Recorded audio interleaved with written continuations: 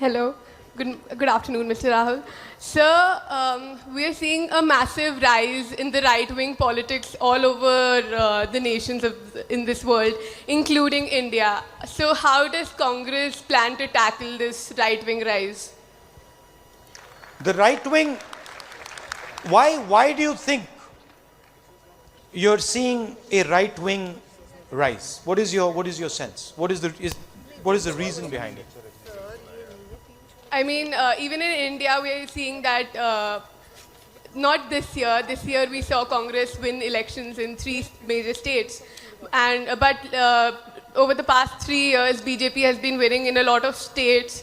Then in US, we have the Trump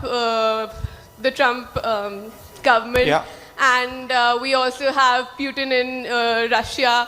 And we have, in different countries, we have a lot of right-wing politics. We see a rise in the right-wing politics, in the ideology of the right-wing politics. Do you feel the level of anger in India is increasing or decreasing?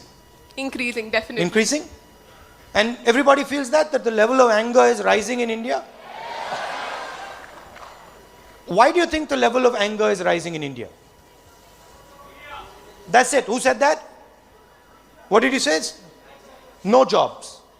You see, if you look at all these countries, if you look at India, you look at America, you look at Europe, the central problem is that none of these countries are able to give jobs to their youngsters. And this is a problem in India. You're educated at the highest level. But I'm sorry to tell you, you're entering a world where it will not be easy for you to get a job. It's going to be difficult.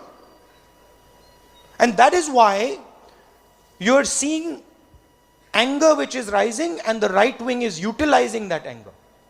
The only solution to this, and I keep repeating it, the only solution to this is that India starts to understand that it has a job crisis and actually starts to work to resolve that job crisis. Simple thing I'll tell you. For all the Make in India, all that stuff, our main opponent is China. You look at your phones, look at your shoes, look at your jacket, look behind it. You'll have Made in China written there. Every time you see that line, remember that that job could have either gone to Indians or could have gone to China. And we are simply refusing, and our government is refusing to accept that we have a massive crisis and a potential disaster in front of us.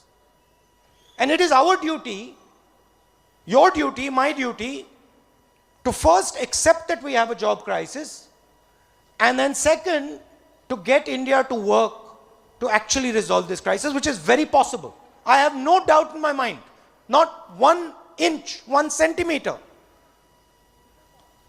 that China cannot be challenged and overtaken by this country. I do not believe that. I am absolutely convinced if this country turns around and says, भैया हमें ये काम करना है, और जैसे गांधी जी कहते थे, अगर सब लोगों ने मन बना लिया तो इस देश को कोई नहीं हरा सकता है, कोई पीछे नहीं कर सकता है. बट हमारी जो सरकार है वो एक्सेप्ट ही नहीं करना चाहती है. वो एक्सेप्ट ही नहीं करना चाहती है कि जॉब क्राइसिस है. So first step is acceptance of a problem. Second step is to galvanize everybody and say, listen, we have to fight this problem. So that is where I have an issue with them.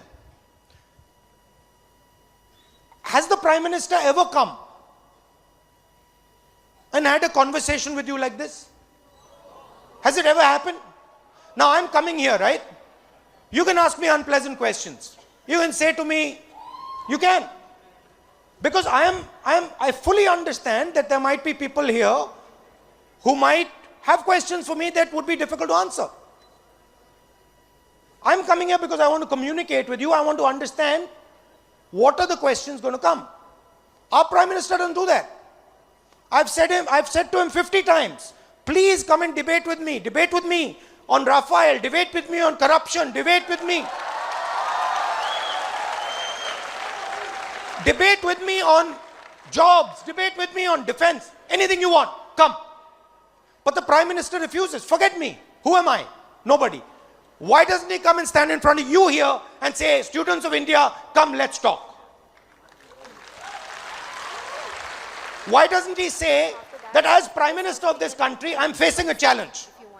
The challenge is that we are not able to produce jobs. And I need your help, your commitment to work with me to solve this problem. Why doesn't he say that? Because that's really what the Prime Minister is supposed to do. The Prime Minister is not supposed to come and lecture you on what he thinks. The Prime Minister is supposed to inspire you and make you feel, yes, I can actually do this job. I'm going to work with this man. We're going to get it done. That's what the Prime Minister is supposed to do. Right? So what is happening is we're making excuses. We're sitting there as a country and we're making excuses. There's no job crisis. There's no farm crisis. There's no education crisis. There's no health crisis. And we're wasting time. And what's important for you to understand, the future is not ours. The future is yours. This country is going to belong to you, not to us. And so you have a responsibility towards this country. Because you are the people who's going to actually move this country forward. And you're very capable, inspiring people. And we need to understand and utilize your passion, your skills, your understanding to move this country forward. I'm sorry, I got a bit worked up because I think about this thing. Do you know how many jobs India produces? Government figures. Government figures. Do you know how many jobs India produces every 24 hours?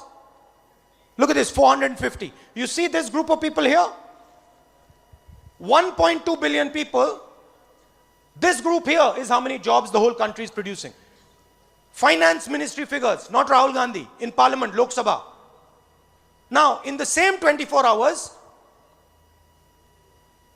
China, who I'm absolutely convinced we can move ahead of, produces 50,000. We produce 450. They produce 50,000. And the Prime Minister doesn't seem to think this is a problem.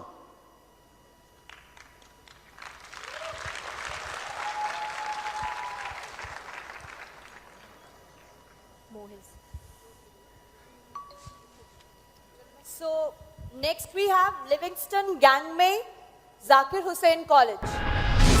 Stay ahead with our cutting-edge news app. Instantly access the latest shorts in just 1 minute and breaking news in just 50 words. Download now for a smarter, faster news experience.